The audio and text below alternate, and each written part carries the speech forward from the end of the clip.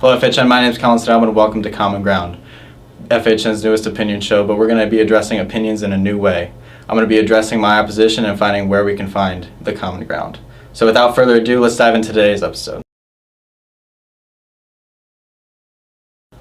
Last week, Hurricane Florence made landfall as a Category 2 hurricane in the Carolinas, and it didn't take Trump very long to get down to the Carolinas to lend his support and even some hugs.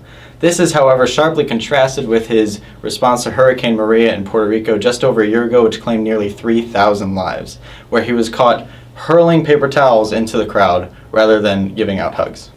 You know, it seemed nice when it seemed that Trump had learned some sort of lesson from Hurricane Maria in Puerto Rico, but that notion seemed a little moot whenever he took to Twitter and started talking about how Puerto Rico was an unsung success and that 3,000 people didn't die.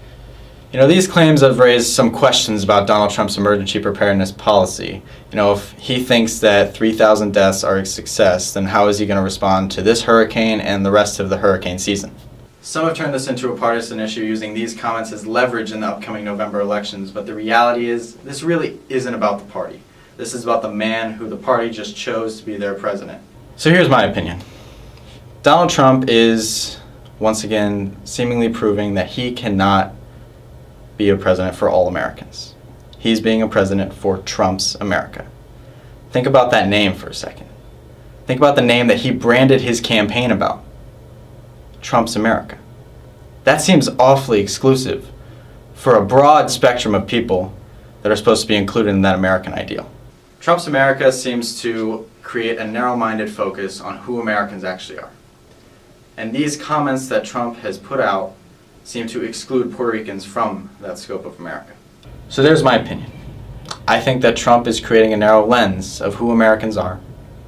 And I think that with these past comments, he's excluded Puerto Rico.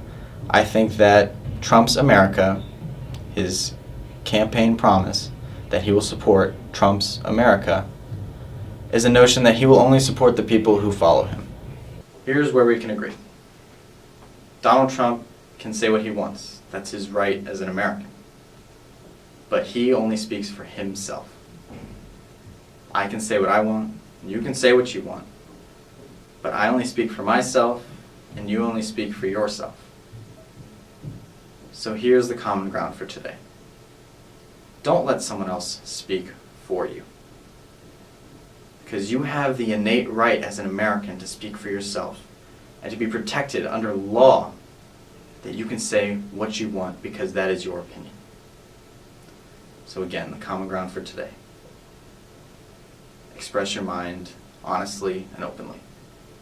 And make sure that you're using your American right of freedom of speech to the fullest of its potential.